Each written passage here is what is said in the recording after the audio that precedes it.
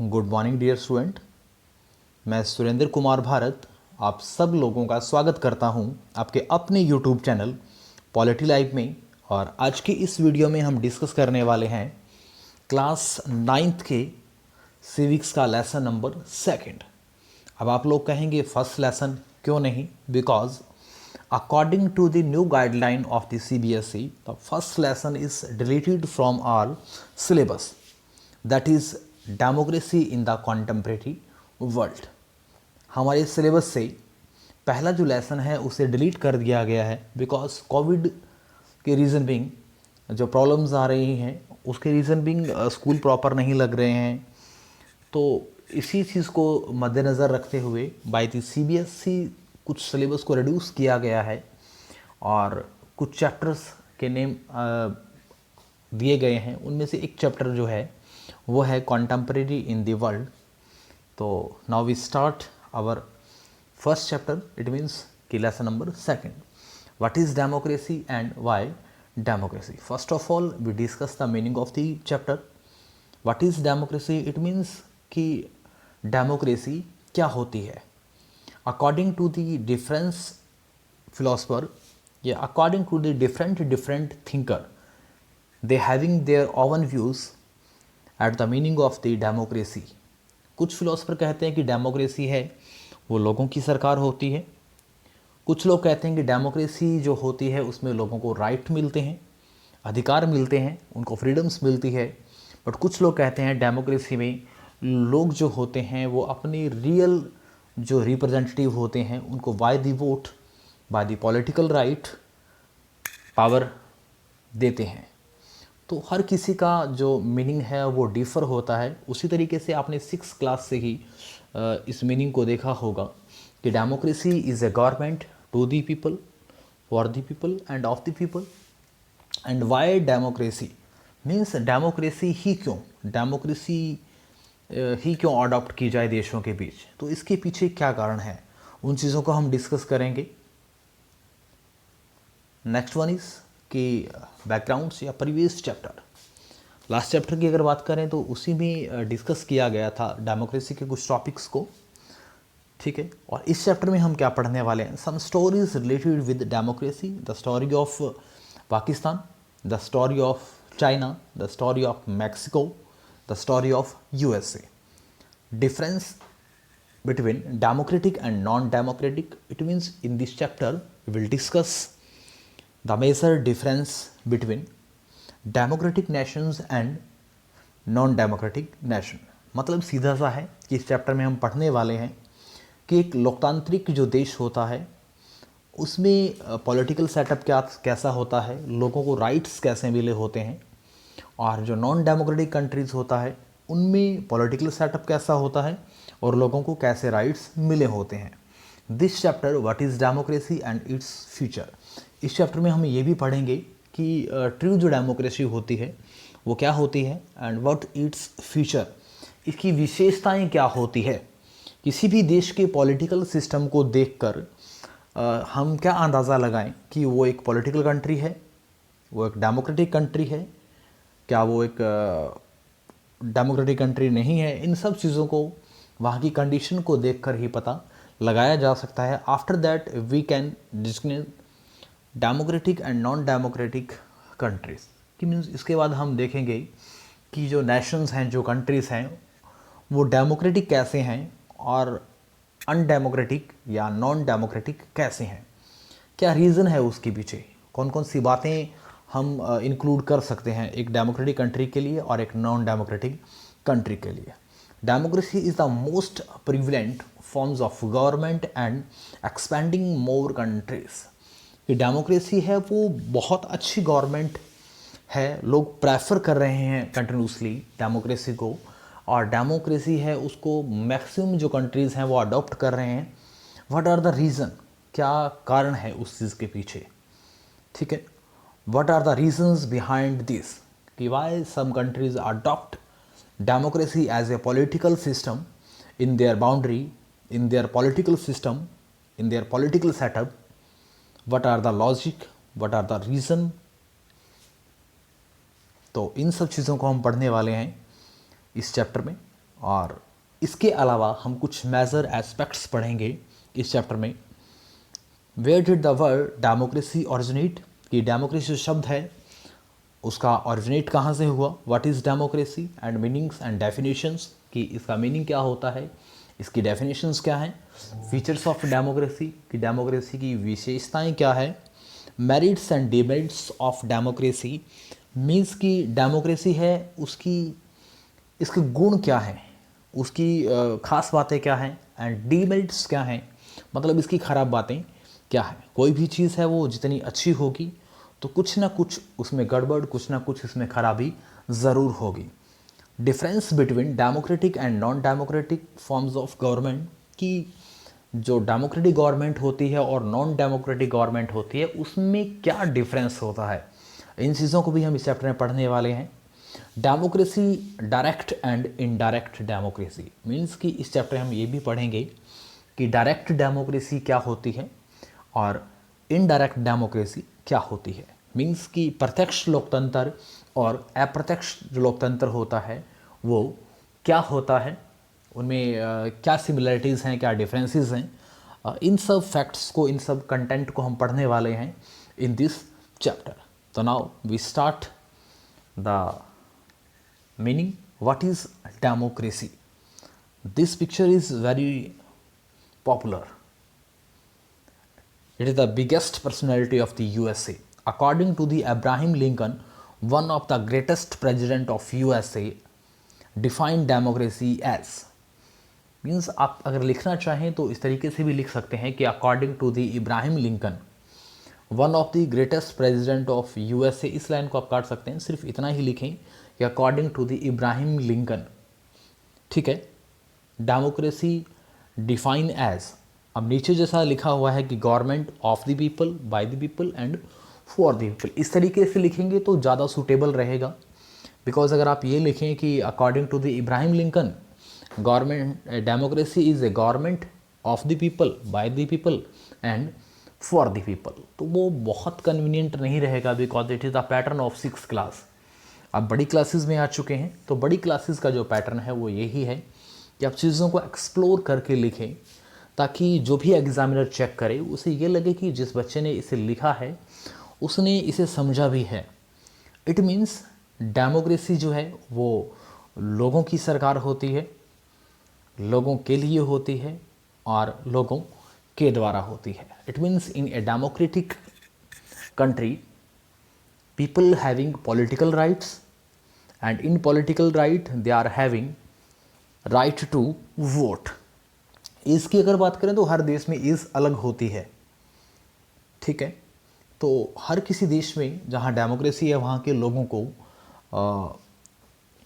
Right to vote का अधिकार दिया गया है, और according to the right to vote people elect their representative, लोग अपने लीडर को चुनते हैं, and leaders make the policies for the welfare of the people. लोग हैं वो अपने नेताओं को चुनते हैं और वही नेता लोगों के वेलफेयर के लिए पॉलिसी बनाते हैं, लोगों की भलाई के लिए पॉलिसी बनाते हैं। तो now we talk about the origin of the democracy. The word democracy has been derived from the Greek word demokratia, कि डेमोक्रेसी जो शब्द है वो ग्रीक भाषा के ही एक शब्द डेमोक्रेटिया जो है उससे निकला है। इट इज़ फॉर्म्ड और combination of two word, demos plus kratia. Demos means people and kratia means rules. Rules of people भी लिख सकते हैं आप यहाँ पे, और रूल भी लिख सकते हैं। Demos means people, क्रेशिया means rule, तो it means rule of people. अगर इस वर्ड के अकॉर्डिंग हम डेफिनेशन देना चाहें डेमोक्रेसी की, तो democracy is A Latin word, and या ऐसा भी हम बोल सकते हैं कि democracy drive from the Greek language, और ग्रीक लैंग्वेज के डेमोक्रेटिया शब्द से डेमोस प्लस क्रेशिया, तो इससे मिलकर बना है। इसका मतलब होता है रूल ऑफ द पीपल, यानी लोगों का साम्राज्य, लोगों की पावर। वही बात कि democracy of the people, by the people and for the people. Now we talk about the features of democracy. The very first feature, it means democracy की जो विशेषताएं हैं हम उनकी बात करेंगे अभी। In a democracy the final decisions making power must rest with those elected by the people. It means कि in a democratic country the final decisions always in the hands of the people. या फिर ऐसा है यहाँ पे हम बोल सकते हैं कि लोगों के द्वारा चुने गए जो लीडर होते हैं वही फाइनल जो सत्ता होती है, फाइनल जो अथॉरिटी होती है उसको बियर करते हैं, उसको एक्चुअल में यूज़ करते हैं और लोगों की भलाई के लिए जो वेलफेयर स्कीम्स हैं, वेलफेयर जो पॉलिसीज़ हैं उनको इंट्रोड्यूस करते हैं। तो पहली ही विशेषता कि in a democracy the final decision making power must rest with those elected by the people, कि जिन लोगों को लोगों ने राइट टू वोट के अकॉर्डिंग, उनके पॉलिटिकल राइट्स के अकॉर्डिंग चुनकर भेजा है, फाइनल जो पावर है वो उन्हीं लोगों के हाथ में होती है, वही लोग फाइनल पावर का बियर करते हैं। इंडिया में अगर हम बात करें तो मोस्टली जो लीडर्स हैं फ्रॉम दी लोकसभा की अगर बात करें, the lower house of the parliament, तो हम हमारे वोट का यूज़ करते हैं, हमारे पॉलिटिकल राइट्स का यूज़ करते हैं और उस राइट का यूज़ करते हुए we elect our representative and our representative make policy for us. But सब देशों में ऐसा नहीं होता। If we talk about our nearest country, our most prominent country, that is Pakistan. Why Pakistan under General Pervez Musharraf should not be called a democracy? कि जब general Parvez Musharraf थे पाकिस्तान में एज ए लीडर या as a head of the authority, तो पाकिस्तान क्या democracy था या क्या पाकिस्तान को हम डेमोक्रेसी कह सकते हैं? ठीक है, because at that times all power in the hands of the general Parvez Musharraf. And अब देखिए कि सारी पावर उनके हाथ में थी, तो क्या हम पाकिस्तान को, क्या हम जनरल परवेज़ मुशर्रफ की गवर्नमेंट को डेमोक्रेटिक गवर्नमेंट कह सकते हैं या नहीं? तो देखिए, in October 1999 general Parvez Musharraf overthrew the democratically elected government and declared himself chief executive of the country. होता ये है कि जनरल परवेज़ मुशर्रफ 1999 के अक्टूबर में, in the month of the October, general Parvez Musharraf जो हैं वो यहाँ जो डेमोक्रेटिक टाइप ऑफ जो गवर्नमेंट होती है उसे क्या कर देते हैं, उसे ओवरथ्रो कर देते हैं, उसे ख़त्म कर देते हैं and he himself declare as a chief executive, यानी अपने आप को सर्वोच्च जो कार्यपालिका है वो डिक्लेयर कर देते हैं। इट मीन्स कि अब जितना भी काम होगा, अब जो भी डिसीज़न लिया जाएगा वो सारा का सारा डिसीज़न परवेज़ मुशर्रफ लेंगे, उन्हीं के द्वारा लिया गया डिसीज़न फाइनल होगा। ठीक है, कब? 1999 में, जब उन्होंने यहाँ की डेमोक्रेटिक जो गवर्नमेंट थी उसको क्रैश करके, उसका डिक्लाइन करके, उसे ख़त्म करके अपने आप को चीफ एग्जीक्यूटिव डिक्लेयर कर दिया। मीन्स कि अब देश में सिर्फ एक व्यक्ति ही पावरफुल होगा, वो होंगे जनरल परवेज़ मुशर्रफ। अब देखिए, जनरल परवेज़ मुशर्रफ जब गवर्नमेंट में आए तो in the year of the 2002, in 2002 he issued some order. General Parvez Musharraf 2002 में कुछ ऑर्डर पास करते हैं और उनमें जो ऑर्डर पास किया जाता है, the very first one is legal framework order. एक लीगल फ्रेमवर्क ऑर्डर के नाम पे क्या किया जाता है, एक ऑर्डर पास किया जाता है और इस ऑर्डर के अकॉर्डिंग क्या था, according to this order the president can dismiss the national or provincial assemblies, कि इस ऑर्डर के हिसाब से जो प्रेसिडेंट हैं, it means general Parvez Musharraf, because he himself declare as a president of Pakistan. तो उसने कहा कि भाई देखिए, जो प्रेसिडेंट है उसके पास ये पावर है कि वो डिसमिस कर सकता है किसको, नेशनल और प्रोविंशियल जो असेंबलीज हैं उनको।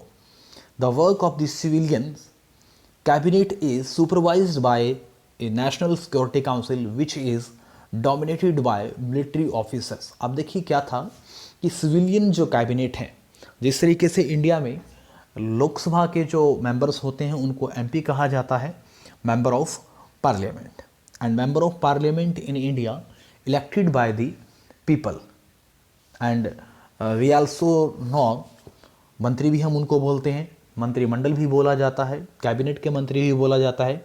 वो डिपेंड करता है कि उनको जीतने के बाद में कौन सा पद दिया जाता है, कौन से मिनिस्ट्रीज में रखा जाता है। तो उसी तरीके से पाकिस्तान के अंदर जो लोग इलेक्ट होकर आते हैं उनको सिविलियन कैबिनेट कहा जाता है, और सिविलियन कैबिनेट है उनके वर्किंग को, उनके एग्जीक्यूटिव एक्शंस को सुपरवाइज किया जाएगा by the national security council. जो नेशनल सिक्योरिटी काउंसिल थी उसमें मैक्सिमम मिलिट्री ऑफिसर थी। इट मीन्स कि जो मंत्री हैं वो भी कहीं ना कहीं अंडर कंट्रोल रहेंगे किसके, जनरल परवेज़ मुशर्रफ के, बिकॉज नेशनल सिक्योरिटी जो काउंसिल थी या नेशनल सिक्योरिटी जो काउंसिल थी पाकिस्तान की, वो कहीं ना कहीं पूरी की पूरी जो रिपोर्ट थी वो जनरल परवेज़ मुशर्रफ को सबमिट करती थी या उनके सामने पूरी रिपोर्ट रखी जाती थी।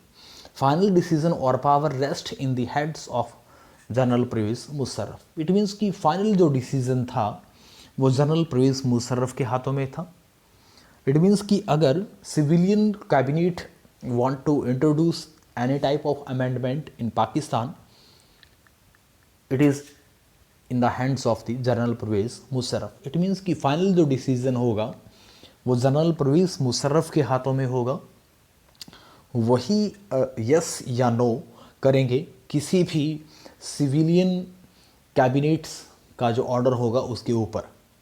The final decision making power must rest with those elected by the people, यानी फाइनल जो डिसीजन होगा वो क्या होगा, लोगों के द्वारा जो चुना गया प्रतिनिधि है उसके हाथ में होगा, लोगों के द्वारा जो चुना गया जो रिप्रेजेंटेटिव होगा उसके हाथ में होगा। But the supreme power is in Pakistan at that time general Parvez Musharraf और चीफ ऑफ द आर्मी और प्रेसिडेंट ऑफ पाकिस्तान। तो कहीं ना कहीं अगर हम पाकिस्तान की बात करें तो बहुत सुप्रीम पावर दिखाई दी किसके अंदर, जनरल परवेज़ के मुशर्रफ के अंडर। तो उस तरीके से हम वहाँ पे ऐसा नहीं बोल सकते कि in Pakistan democracy is there, because in Pakistan people having right but they are not having absolute right, because limitations are there, because limitations by the army. लोगों के पास अधिकार थे बट कहीं ना कहीं जनरल परवेज़ मुशर्रफ के द्वारा उन अधिकारों के ऊपर अंकुश लगाया गया, उन अधिकारों को लिमिट में रखा गया या उन अधिकारों को लिमिटेड कर दिया गया बाय द आर्मी। तो next we talk about our neighbouring country China. We should consider the election held in China, are की जगह इस कर लीजिएगा, इज़ डेमोक्रेटिक इलेक्शन। क्या अगर हम चाइना की बात करें कि चाइना में जो इलेक्शन होते हैं वो डेमोक्रेटिक होते हैं, ये क्या हम चाइना के इलेक्शन को डेमोक्रेटिक बोल सकते हैं? बोल सकते हैं तो क्यों, और नहीं बोल सकते तो फिर उसके पीछे भी क्यों, या what is the reason? In China, elections are regularly held after every 5 years for electing the country's parliament called National People Congress. It means कि चाइना के अंदर हर 5 साल के बाद में इलेक्शन होते हैं वहाँ की पार्लियामेंट को चूज़ करने के लिए, वहाँ की पार्लियामेंट को इलेक्ट करने के लिए। और वहाँ की जो पार्लियामेंट है उसको जनरली हम एक और नाम से भी जानते हैं, और जो और नाम है वो बहुत ही अजीब सा लगेगा आपको, दैट इज़ क्वांगो रेमनिन दाइबोई दिहू, नेशनल पीपल कांग्रेस। यही याद रखिएगा, बहुत इजी है ये याद रखना। तो पार्लियामेंट ऑफ चाइना है, उसे इलेक्ट करने के लिए एवरी 5 ईयर में इलेक्शन करवाए जाते हैं नेशनल पीपल कांग्रेस के। It has 3000 members elected from China, because China having a great population of the world, because China है वो population के हिसाब से पूरी दुनिया का सबसे बड़ा देश है। तो चाइना से लगभग 3000 मेंबर्स को इलेक्ट किया जाता है। क्या इन इलेक्टेड मेंबर्स की अगर बात करें, if we talk about the elected member in China is democratic or undemocratic. क्या चाइना के लोग राइट टू वोट का यूज़ करके अपने लीडर को चुनते हैं तो फिर किस तरीके से? क्या इन लोगों का चुनाव एक डेमोक्रेटिक वे में होता है या फिर नहीं? तो आई थिंक कहीं ना कहीं डिफर है, because in China single party system is participated. China के अंदर देखिए क्या है, सिंगल पार्टी सिस्टम है। Single party system means one party is allowed to contest election. सिर्फ एक ही पार्टी जो है चाइना में जो इलेक्शन लड़ती है, that is Chinese communist party. In short form we called CCP, Chinese communist party or CCP। यही पार्टी जो इलेक्शन है उसे कॉन्टेस्ट करती है, यही पार्टी इलेक्शन जीतती है और यही सरकार बनाती है। तो किस तरीके से हम कह सकते हैं कि in China democracy is there, democratic system is there, political democratic system is there? तो बिल्कुल सही बात है कि हम नहीं बोल सकते। Before contesting elections a candidate needs to approval of the Chinese communist party. अगर कोई भी leader, any representative of the people want to participate in the election campaign, first of all उसे अप्रूवल लेना होता है किससे? चाइनीज़ कम्युनिस्ट पार्टी से। अगर चाइनीज़ कम्युनिस्ट पार्टी अप्रूवल देती है तो ही वो इलेक्शन लड़ पाता है। Only those who are members of the Chinese communist party or 8 smaller parties aligned to its were allowed to contest election. कि देखिए, एक तो जो कम्युनिस्ट पार्टी के लीडर्स हैं उनको अलाउ किया जाता है इलेक्शन में पार्टिसिपेट करना, इलेक्शन में लड़ना, और बाकी कुछ जो स्मॉल पार्टीज़ हैं उनका जो अलायंस किया गया है, उनका जो ग्रुप है, उनको अलाउड किया जाता है इलेक्शन लड़ना। इट मीन्स कि ऐसा नहीं है कि चाइना में सिर्फ वन पार्टी सिस्टम है। Some other party is there but they are having very little influence in the areas.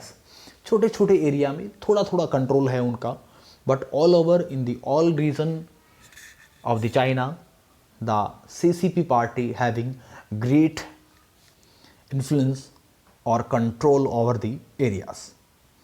हर एरिया में चाइना की जो चाइनीज़ कम्युनिस्ट पार्टी है उसका कंट्रोल है, ठीक है। तो दूसरी जो पार्टियां हैं वो सीट जीतती भी हैं, तो हमेशा अपना जो समर्थन है, अपनी जो सपोर्ट है वो चाइनीज़ कम्युनिस्ट पार्टी को देती है। तो इस तरीके से भी हम नहीं बोल सकते कि चाइना में डेमोक्रेटिक सिस्टम है। The government is always formed by the communist party of China, कि चाइना में जो सरकार है वो हमेशा कम्युनिस्ट पार्टी की बनती है, और कम्युनिस्ट पार्टी की जब हमेशा सरकार बनती है तो इट मीन्स जो कम्युनिस्ट पार्टी है वो हमेशा डोमिनेट है। Communist party is dominated in the areas of China. They want you to anyhow believe in only one ideology and communist ideology. उनका मानना है कि चाइना में सिर्फ एक ही आइडियोलॉजी होगी, चाइना में सिर्फ एक तरीके की ही सिस्टम होगा, एक ही पॉलिटिकल सिस्टम होगा, that is communist ideology, that is communist system, that is Chinese communist party system. It means कि चाइना की अगर हम बात करें तो चाइना में डेमोक्रेटिक सिस्टम तो है, बट वहाँ के अगर पॉलिटिकल सिस्टम की बात करें तो वो प्रॉपरली डेमोक्रेटिक सिस्टम को फॉलो नहीं करता। तो इस आज हमने जो पढ़ा उसमें हमने बात की पाकिस्तान की, और हमने कुछ बात की चाइना के बारे में, और हमने बात की डेमोक्रेसी के मीनिंग के बारे में कि what is the meaning of democracy and what is the origin of democracy, and कुछ हमने एस्पेक्ट्स की बात की कि इस चैप्टर में हम क्या क्या पढ़ेंगे। तो अगर आपको ये वीडियो अच्छी लगी हो, आपको कुछ मेरी वीडियो से सहायता हुई हो, हेल्प हुई हो आपकी स्टडी में, तो please do like, do share and do subscribe my YouTube channel. Thank you and जय हिंद,